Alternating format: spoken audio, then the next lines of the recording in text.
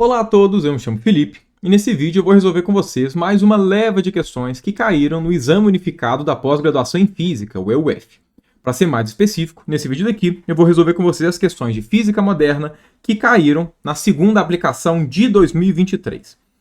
Bom, antes de começar a resolução das questões de fato, fica aqui a dica: se você está estudando para o Exame Unificado e gostaria de mais informações quanto ao exame, te convido a acessar aqui o meu site, o ifisca.com.br/EUF.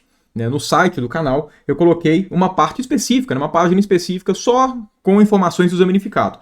Então lá você encontra o que é o Exame Unificado, qual que é a incidência de questões das últimas aplicações de cada um dos conteúdos. Lá você encontra todas as provas antigas, enfim, você tem um bocado de informação relevante, no caso, para poder se preparar bem para essa prova. Ok? Então fica aqui a dica, o ifisca.com.br/EUF. Mas bom, sem mais enrolações, vamos começar aqui a nossa resolução, começando pela primeira questão. A espectroscopia Raman baseia-se no espalhamento de fótons por vibrações, fônons, da rede cristalina. A energia dos fônons é obtida através da medida da diferença entre as energias do fóton incidente e espalhados. Na prática, essa diferença é aferida em termos da diferença entre os inversos dos comprimentos de onda, delta de 1 sobre lambda, em unidades de centímetro a menos 1. Se um determinado processo de espalhamento é detectado com essa variação de 1 sobre lambda, a energia do fônon associado é aproximadamente, aqui é imediato, essa variação de 1 sobre lambda resulta em uma variação da energia do fóton que foi espalhado. E essa diferença de energia, como o próprio enunciado diz, é exatamente a energia do fônon. Então, na prática, a energia do fônon vai ser a variação de energia do fóton espalhado. Okay? Se a energia é Hc sobre lambda, então essa variação da energia, que vai passar para a gente a energia do fônon, vai ser Hc vezes delta de 1 sobre lambda, variação de 1 sobre lambda, dado que Hc não modifica, são constantes da natureza. Agora vamos lá, como as alternativas estão em elétron-volts, é conveniente usar aquela forma do Hc em elétron-volts nanômetro. Se vocês se lembrarem, Hc em elétron-volts nanômetros é 1240. Vou até colocar aqui a unidade para que a gente não se confunda ao final.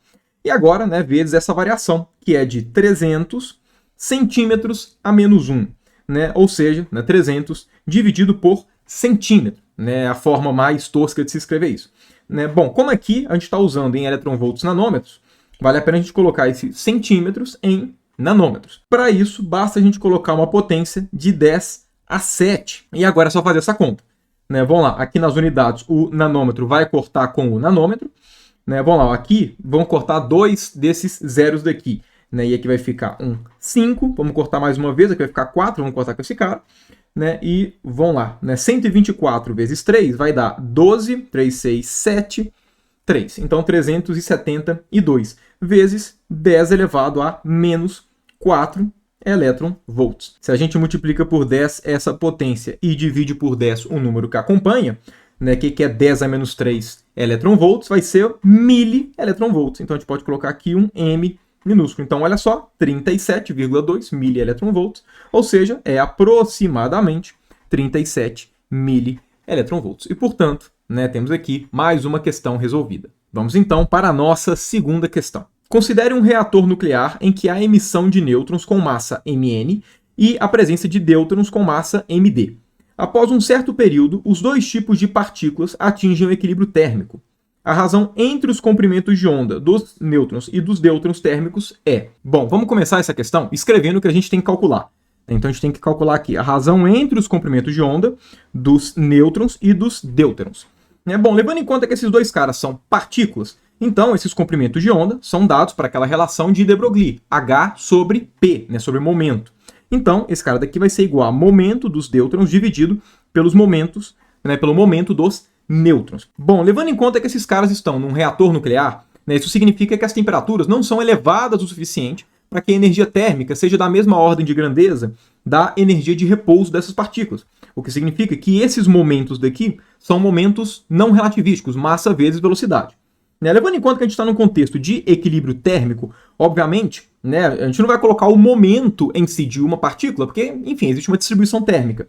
né? Então, como a gente está no contexto de equilíbrio térmico, esses momentos vão ser escritos como sendo massa vezes velocidade, só que aí essas velocidades são as velocidades quadráticas médias, né, que são as velocidades que aparecem quando a gente está, né, enfim, querendo saber o comportamento médio desses sistemas aqui. Como essas partículas atingem um equilíbrio térmico, isso significa que a energia cinética média dessas partículas vai ser a mesma, ou seja, meio de md.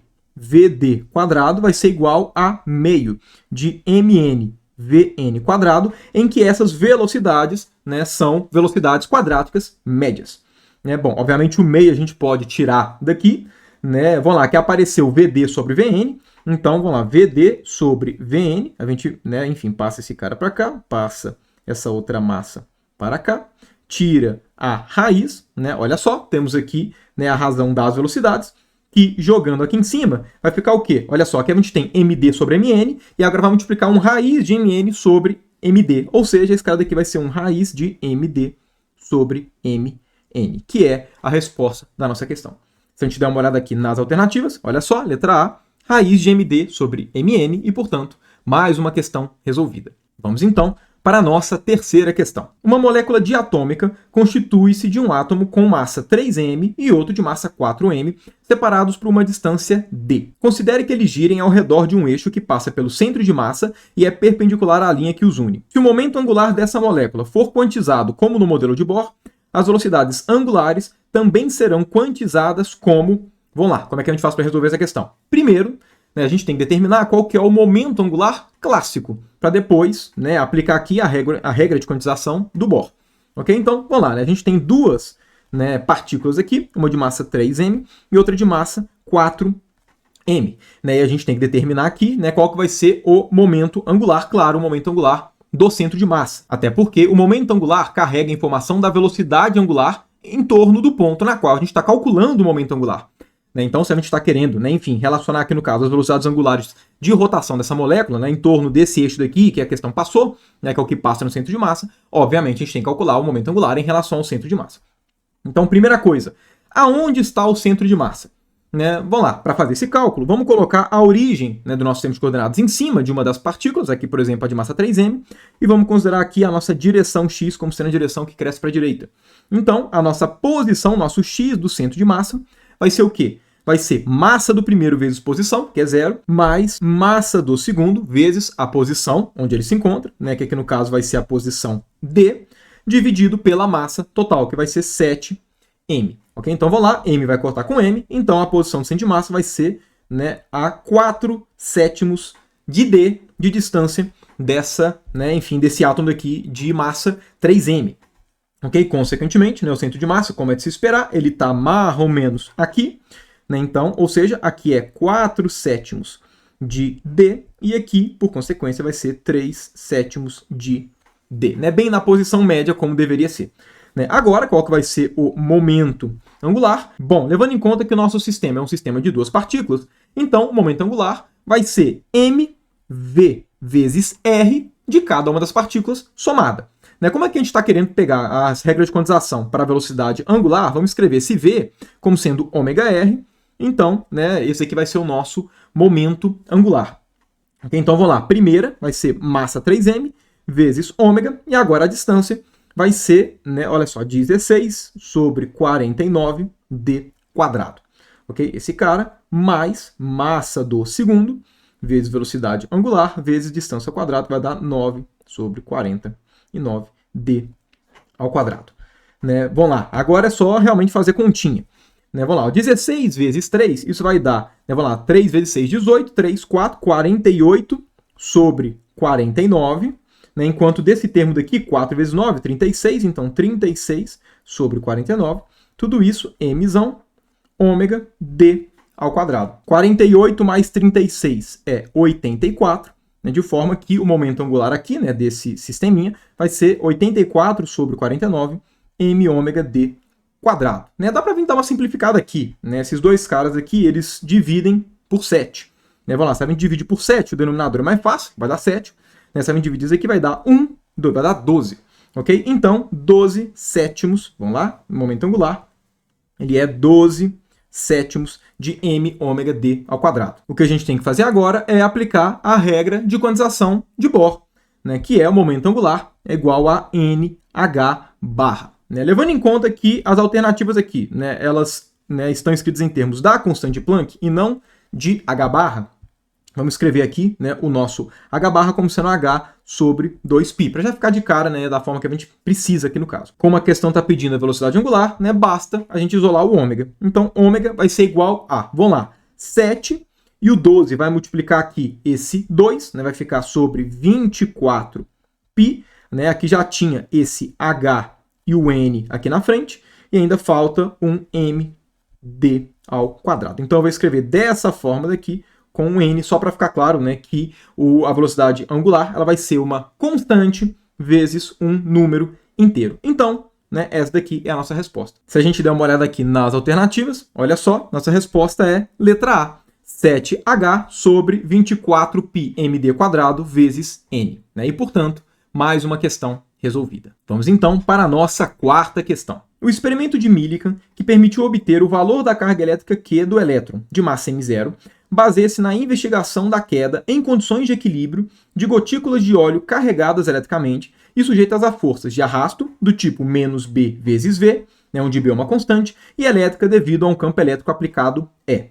Considere uma variante desse experimento, na qual o campo elétrico é aplicado horizontalmente. Ajustando-se o módulo do campo elétrico E, as gotículas passam a cair com velocidade constante em uma trajetória retilínea, formando um ângulo θ com a vertical. Se Vt for a velocidade terminal das gotículas ao longo da trajetória, a carga elétrica pode ser obtida de... Vamos lá, essa é uma questão mais de mecânica, leis de Newton, do que uma questão de física moderna de fato. Né, vamos lá, vamos desenhar aqui uma gotícula genérica. Né, então, primeiramente, né, levando em conta que ela está, né, com uma velocidade terminal Vt, formando um ângulo θ com a vertical, né? Esse aqui seria o desenho, né, do movimento da partícula. Se a questão está pedindo a carga elétrica, então a análise que a gente tem que fazer tem que envolver diretamente o campo elétrico, porque, né, a força que o campo elétrico gera que vai carregar a informação da carga Q, né, que a questão está pedindo. Então, vamos lá, se essa daqui é a velocidade terminal, significa que a força elétrica que essa gotícula está sentindo por conta do campo elétrico está apontando para a direita. E como é que a gente consegue afirmar isso? Bom, a questão falou para a gente que a gotícula se move com velocidade constante, o que significa que a força resultante sobre essa gotícula é zero. Né? Em particular, as forças na horizontal somadas vão dar zero. Existem duas forças na horizontal, uma delas que é, né, a força elétrica, e a outra que é uma componente da força de arrasto. Né, se a velocidade terminal é essa daqui, significa que a força de arrasto está, né, dessa forma, na diagonal. Consequentemente, existe uma componente horizontal da força de arrasto, né, que somado com a força elétrica tem que dar igual a zero, né, dado que só existem essas forças na horizontal. Então, obviamente, elas têm que estar em sentidos contrários. E aí, a partir dessa condição, a gente resolve o nosso problema. Né? O módulo da força elétrica tem que ser igual ao módulo da componente x da força de arrasto. Né? Força elétrica, Q vezes campo elétrico, e essa componente x aqui da força de arrasto vai ser o módulo dela. Né? Agora, vamos lá, se aqui é θ, significa que esse cara daqui é θ. Consequentemente, essa componente x é o ângulo oposto, então aqui vai ser seno de θ. Ou seja, a carga ela vai ser BVT dividido pelo campo elétrico, seno de θ, que é a resposta da nossa questão. Se a gente der uma olhada aqui nas alternativas, olha só, letra A, né, BVT sobre E vezes seno de θ, e, portanto, mais uma questão resolvida. Vamos então para a nossa quinta questão. A astronauta Aline se encontra em repouso em um referencial inercial quando, às 8 horas de seu relógio, o astronauta Beto passa por ela viajando com velocidade constante 0,8 c. Coincidentemente, o relógio de Beto também marca 8 horas. Às 9 horas de seu relógio, Beto chega ao seu destino. De acordo com Aline, o comprimento do percurso de Beto foi, vamos lá, que é uma típica questão, né, de dilatação de tempo e contração dos comprimentos. Para resolver isso, a primeira coisa que a gente tem que fazer é determinar o fator gama. Né, vamos lá, o fator gama ele vai ser 1 dividido por raiz de 1 menos v sobre c ao quadrado. Né, levando em conta que a velocidade aqui é 0,8c, então aqui vai ficar 0,8 ao quadrado, que é 0,64. Esse cara daqui, por consequência, vai dar raiz de 0,36, que vai dar 0,6. Ou seja, o gama vai ser 10 sextos, ou seja, 5 terços. Então, vamos lá. Primeira coisa, né? Às 9 horas, o Beto chega ao seu destino. Se ele chegou ao destino dele às 9 horas, significa que, para ele, o tempo que demorou, né, esse trajeto foi o quê? Foi 1 hora. Se o Beto andou por 1 hora a uma velocidade de 0,8 c, significa que a distância que ele percorreu, né, no referencial dele, medido pelo referencial dele, corresponde ao quê? A 0,8 c vezes o tempo que demorou, 1 hora. Aqui eu vou colocar 3.600, ok? Pensando aqui nesse c como sendo 3 vezes 10 a 8, né, metros por segundo. Então, aqui 3 vezes 10 a 8, então tem que multiplicar, né, pelo tempo em segundos. Como as respostas estão todas em quilômetros, eu, em vez de colocar 10 a 8, 8, 7, 6, 5, vou colocar 10 a 5, porque aí já fica em quilômetros. E, bom, eu não vou fazer essa conta aqui, né, porque depois alguns fatores vão acabar, né, se cancelando, então é mais estratégico a gente segurar um pouquinho. A única coisa que eu vou fazer aqui, na verdade, vamos lá, eu vou pegar um desses fatores de 10 aqui, e eu vou multiplicar o 0,8 para poder ficar 8, e eu vou tirar esses dois zeros, né, do 3.600 e colocar aqui na potência de 10 para ficar 10 a 6.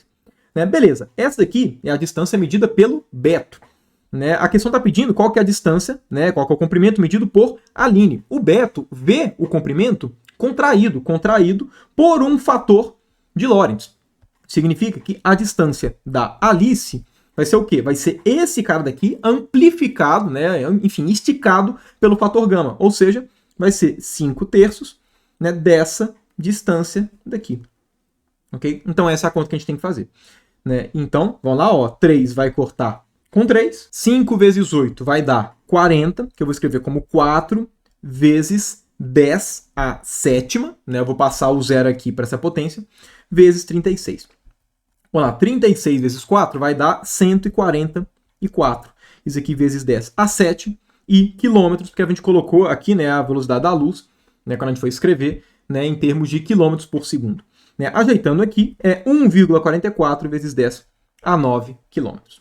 Então a gente dá uma olhada aqui nas alternativas. Olha só, letra A, 1,4 vezes 10 a 9 km e, portanto, né, mais uma questão resolvida. Vamos então para a nossa sexta questão. Em um choque totalmente inelástico, uma partícula de massa de repouso 1 MeV por C2 e energia cinética 2 MeV colide com uma outra partícula em repouso de massa 2 MeV por C2. Qual a massa de repouso do sistema de duas partículas após a colisão? Bom, dá para a gente resolver essa questão, né, na força bruta por conservação de momento e conservação de energia. Só que vai por mim, não vale a pena porque vai dar muito trabalho. Esse tipo de questão, de colisão ou de decaimento em física moderna, sempre vale a pena usar quadro e vetor de momento e usar a conservação do módulo ao quadrado, né, do vetor de momento. Fica muito mais fácil. E vai ser assim que eu vou construir, né? Enfim, vai ser assim que eu vou resolver a questão com vocês. Então, o que a gente tem que fazer a gente tem que montar qual que é o quadro e vetor de momento no início, quadro e vetor de momento no final, e depois fazer um igual ao outro, e depois a gente manipula esses caras, né? Enfim, elevando ao quadrado o que precisar. Ok? Então, vamos lá. Um quadro e vetor de momento, ele corresponde a energia dividido por C na primeira entrada e o vetor tridimensional, de momento mesmo, né, nas outras entradas. Então, o que a gente tem que fazer a gente tem duas partículas, no início e no final, e a gente tem que escrever, né, enfim, a conservação em termos dos quadros momentos para depois fazer a manipulação. Mas então vamos lá, né, pegando a situação de antes da colisão, a primeira partícula a gente sabe que tem massa de repouso 1 MeV por C quadrado e tem energia cinética 2 MeV. Levando em conta que a energia é igual à energia cinética mais a energia de repouso, então, escrevendo todos os valores em MeV, a energia cinética da primeira partícula vai ser 2 e a energia de repouso vai ser mc ao quadrado. Vamos lá, a massa é 1 MeV por C quadrado, agora, né, vezes C quadrado. C vai cortar com C, então vai ficar simplesmente 1. Então a energia total vai ser 3. 3 o quê? 3 MeV. Lembrando, está tudo em MeV. Consequentemente, o quadro e vetor de momento da primeira partícula começa com 3 sobre C. Agora a gente tem que pegar qual que é o momento de fato. Bom, para determinar o momento dessa partícula, a gente tem que determinar quem que é o gama e depois quem que é a velocidade. Agora, isso é fácil. Por quê? Porque a gente sabe que a energia total, que nesse caso aqui é 3 MeV, corresponde ao quê? A gama mc quadrado. mc quadrado, a gente sabe que vale 1, né? Por quê? Porque a massa de repouso é 1 MeV por C2. 1 sobre C2 vezes C2 vai dar 1. Então, ou seja, gama é igual a 3. Ok? Então, né, o nosso momento vai começar com gama vezes a massa, agora vezes a velocidade. Né? Bom, para determinar a velocidade é fácil. Né? Gama, que é igual a 3, é 1 dividido por raiz de 1 menos beta ao quadrado, em que beta é V sobre C. Né? Ou seja, aqui a gente tem que 1 menos beta ao quadrado é 1 sobre 9. Consequentemente, a gente tem que beta ao quadrado é igual a 8 nonos, ou seja, beta é igual a raiz de 8 dividido por 3. Né? Consequentemente, a velocidade é raiz de 8 terços vezes C. Então, aqui basta colocar um raiz de 8 terços vezes C. Então, esse aqui, né, é o quadrivetor momento, né, levando em conta o movimento unidimensional da nossa primeira partícula. Ok? Agora, né, vamos o da segunda. Da segunda é fácil. A segunda partícula, olha só, ela está em repouso. E ela tem essa massa daqui. Então, a energia é simplesmente a energia que está na massa de repouso, que vai ser 2 MeV. Ok? Então, aqui vai ser 2 dividido por C e 0, porque ela está parada. Esse cara daqui vai ser igual ao quadrimomento de depois. Né? Bom, levando em conta que é uma colisão totalmente inelástica, um choque totalmente inelástico, significa que as duas partículas vão ficar juntas depois. Né? Ou seja, significa, então, né, que a gente vai ter aqui um único vetor quadro-momento, porque as duas partículas vão ficar juntas, então a gente pode simbolizar tudo, né, como sendo um só. E aí eu vou escrever dessa forma, E sobre C e o momento de fato. Né? Por quê? Porque a gente não tem muitas informações a respeito desse cara. A gente quer saber quais são essas informações. Né? Bom, se você leva em conta que aqui tem conservação do momento e conservação da energia, o que eu acabei de montar aqui é o sisteminha de conservação de momento e de energia. Né? Enfim, basta você fazer as conservações para cada uma das componentes. Né? Porém, isso dá muito trabalho. Se o lado esquerdo é igual ao lado direito, significa que o quadrado do lado esquerdo é igual ao quadrado do lado direito. Né? Lembrando que toda vez que a gente faz, né, se a gente tem um quadrivetor que é AB e a gente eleva ele ao quadrado, esse cara daqui é menos A ao quadrado mais B ao quadrado. Ok? Não pode esquecer esse sinal de menos que diz respeito, né, enfim, à parcela do tempo, né, quando a gente escreve um quadro-vetor. A vantagem da gente elevar ambos os lados ao quadrado é que o módulo ao quadrado do vetor momento é uma constante. Né, e é fácil ver isso pelo seguinte, vamos lá, quanto é que vai dar P ao quadrado? Vai dar menos E2 sobre C2 mais P2. Agora, esse cara daqui é menos M2C2. Né? É fácil ver isso, né? Olha só, passa o P para o outro lado, o P quadrado, multiplica ambos os lados por menos 1, e passa um C quadrado. Perceba que essa aqui é exatamente a relação da energia, né? Mostrando que, de fato, P ao quadrado, né? Se a gente pega P ao quadrado, esse cara daqui vai ser menos M2C2. Isso é muito vantajoso, por quê? Porque a questão está perguntando qual que é a massa do sistema após a colisão. Então, eu não preciso saber qual que é a energia, não preciso saber qual que é o momento. Se eu elevar ao quadrado, esse cara daqui já vai me retornar diretamente a massa, que é o que eu preciso. Então, a vantagem de você fazer a conservação do módulo ao quadrado do vetor quadrimomento é que você reduz a quantidade de informação que você precisa determinar. Né? Você enxuga o seu problema. Então, vamos lá. Né? Quadrado de uma soma de vetores vai ser quadrado do primeiro, que vai ser menos massa dele ao quadrado, que é 1 sobre C2 ao quadrado, vezes C quadrado, menos massa de repouso do segundo ao quadrado, que vai ser 2 sobre C2 ao quadrado, vezes C quadrado, mais 2 vezes primeiro produto com o segundo. Lembrando que na, né, primeira entrada a gente tem que colocar um sinal de menos. Então vai ficar menos 6 sobre C quadrado mais 0, né, porque a segunda entrada aqui foi 0. Então já posso colocar esse menos aqui do lado de fora e vamos escrever esse cara daqui como sendo 12 sobre C ao quadrado. Esse cara todo vai ser igual ao quê? Vai ser igual a menos, e aí eu vou chamar essa outra massa de M maiúsculo. Então, M2C2. E pronto, percebam que já é imediato aqui determinar qual que é a massa. Não tem que ficar resolvendo um sistema chato realmente de resolver. Ok? Principalmente por conta do fator gama. Mas vamos lá, né? Olha só, que vai ficar menos 1 sobre C quadrado, menos 4 sobre C quadrado, menos 12 sobre C quadrado, que é igual a menos 17 sobre C quadrado. Isso aqui é menos M2C2. Ou seja, quanto é que vai dar a massa? A massa vai dar raiz de 17 dividido por C quadrado, né? Levando em conta que em todas as contas aparece aqui um MeV, ok? É importante deixar isso claro. Por quê? Porque todos os valores aqui que eu fui colocando da energia, enfim, para poder compor tudo, estava escrito em MeV. Ok? Então aqui MeV por C2, que de fato, né, é a unidade de massa, inclusive a unidade de massa que está aqui, né, nos valores. Agora vamos lá, quanto é que vai dar a raiz de 17? Né? Bom, obviamente você não vai fazer raiz de 17. É só você pensar no quê? Raiz de 17 é um pouquinho maior que raiz de 16. Então esse cara daqui vai dar 4, alguma coisinha, certo? E aí vamos dar uma olhada nas alternativas. Se a gente dá uma olhada aqui, a letra A é a única que se enquadra nisso. Se tivesse duas, 4, alguma coisa, aí você teria que verificar qual delas é mais próxima.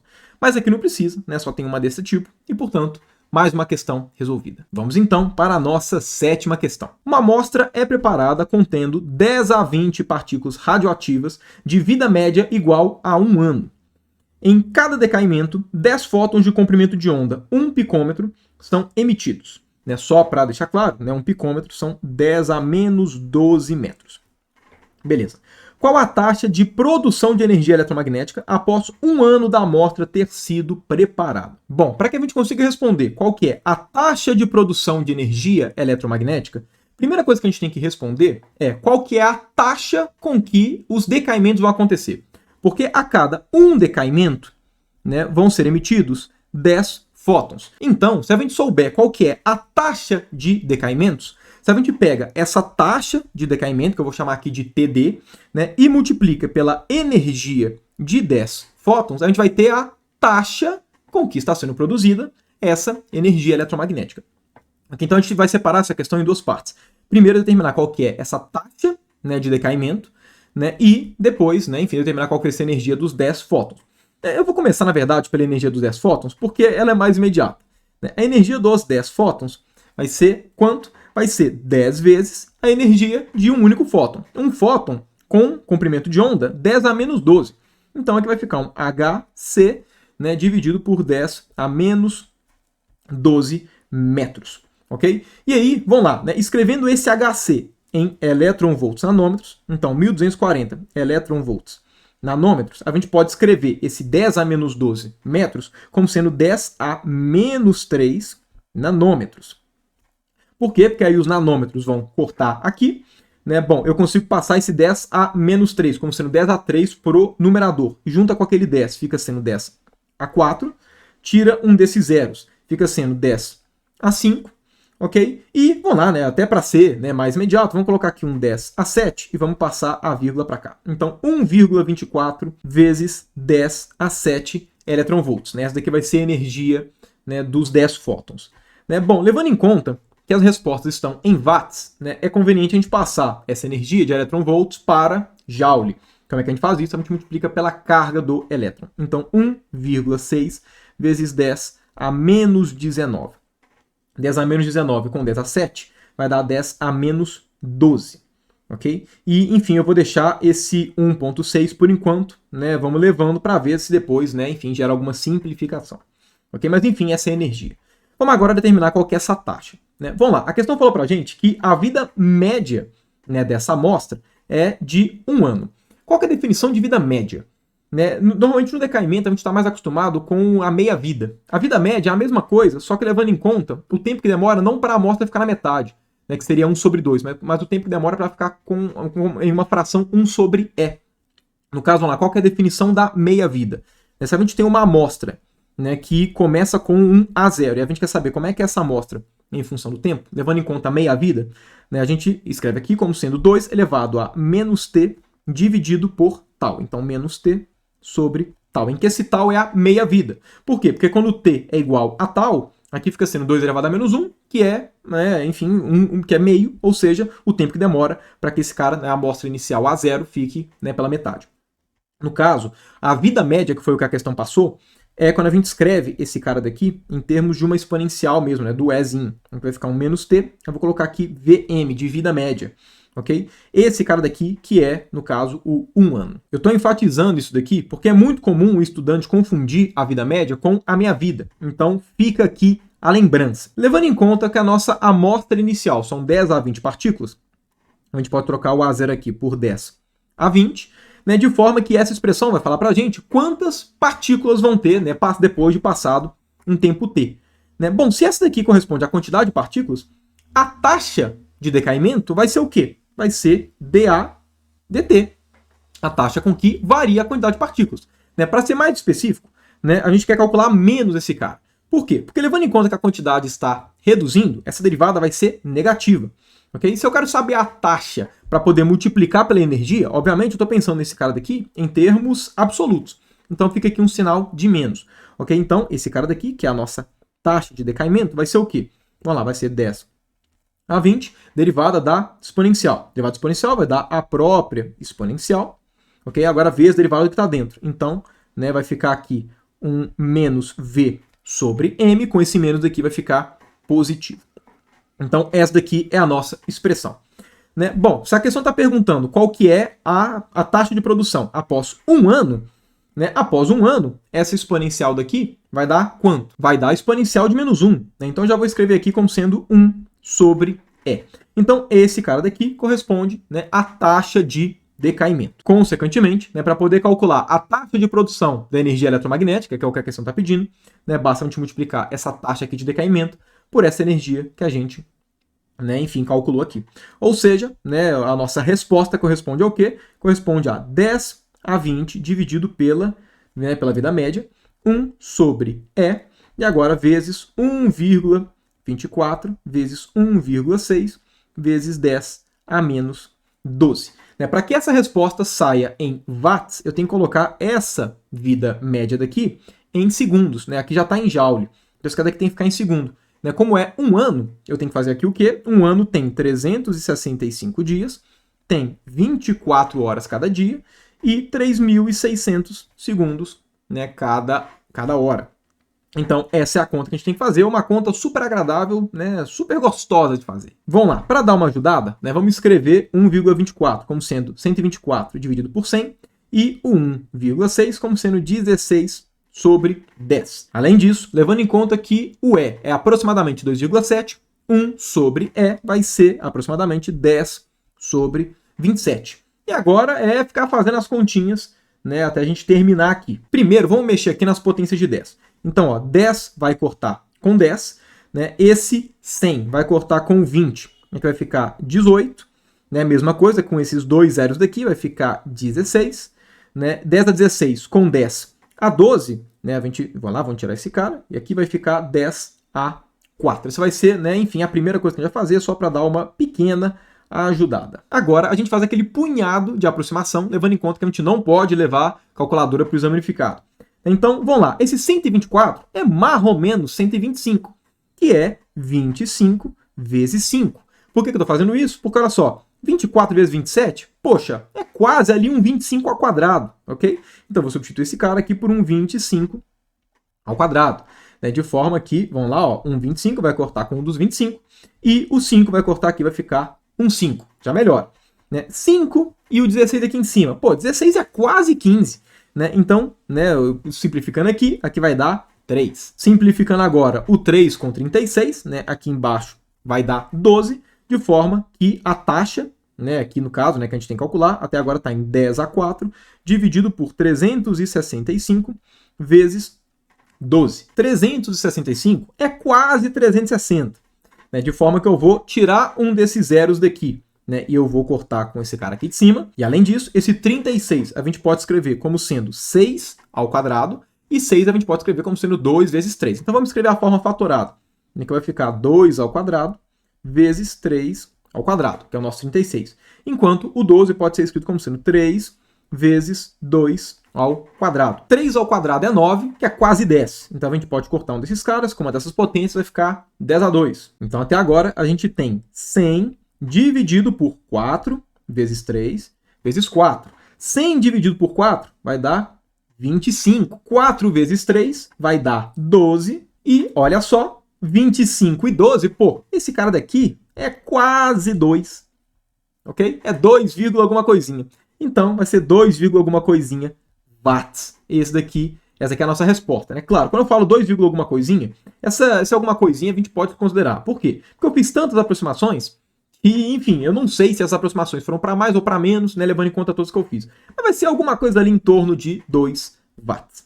Se a gente der uma olhada aqui nas alternativas, olha só, letra A, 2,3 watts. Esse é o tipo de questão que, beleza, né, tem essa parte aqui de determinar a taxa, que às vezes pode ser que o estudante, né, se embole um pouco, mas o foco dessa questão é realmente saber como aproximar. Percebam, pelo valor que eu cheguei aqui, as aproximações que eu fiz não foram ruins. E, de fato, as aproximações que eu fiz aqui, elas não foram aproximações tão grosseiras assim. Porque a gente tem que saber aproximar, isso é prática. Certo? E aqui não tem muito jeito, né? Tem que fazer um punhado de questão para poder acostumar, né? Enfim, saber onde é que a gente pode aproximar, onde é que não pode, né? Enfim, para que a gente consiga fazer essas continhas tudo no tempo hábil.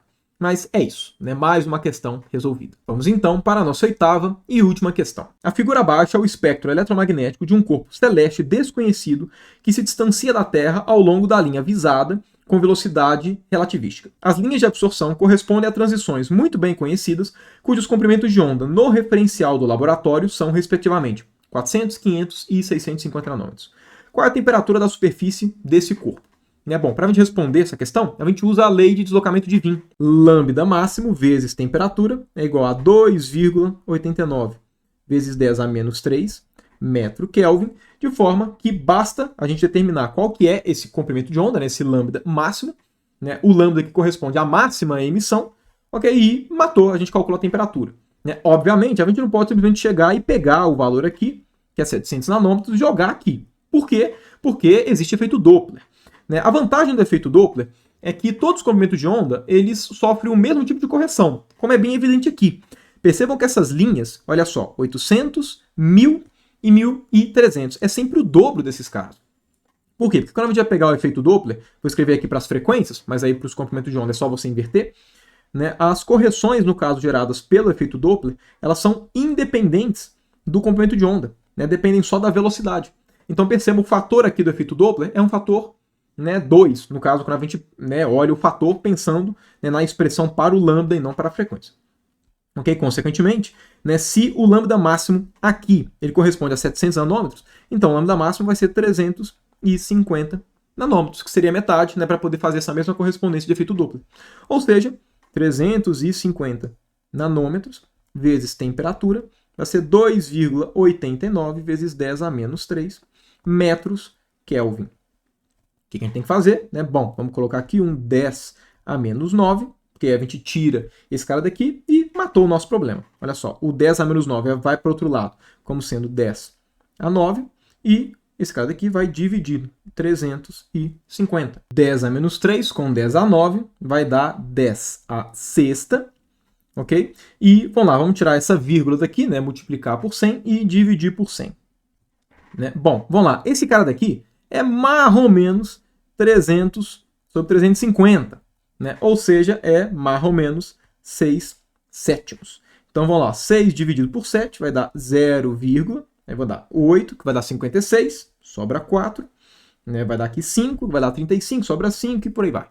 Ou seja, temperatura vai ser mais ou menos 0,85 vezes 10 a 4 ou 8,5 vezes 10 a 3 Kelvin, por conta da constante aqui do deslocamento de Wien, que carregava o Kelvin. Agora vamos lá, levando em conta que eu aumentei o numerador, né, então significa que a resposta vai ser, na verdade, um pouco menos do que esse 8,5. Né? E só uma coisa que é importante enfatizar, essa aproximação que eu fiz ela é super boa. E eu posso afirmar isso porque, olha só, no ponto de vista relativo, eu aumentei 10 unidades ali em torno de 300. Então eu aumentei, na verdade, 3% do valor, 3, 4%. Então, né, tá bem de boa. Mas, enfim, e se a gente der uma olhada aqui nas alternativas, isso confirma, né, que a minha aproximação foi boa, 8,3 vezes 10 a 3 Kelvin. Nossa resposta é a letra A. E, portanto, mais uma questão resolvida, e não só mais essa questão, mas toda a provinha de física moderna.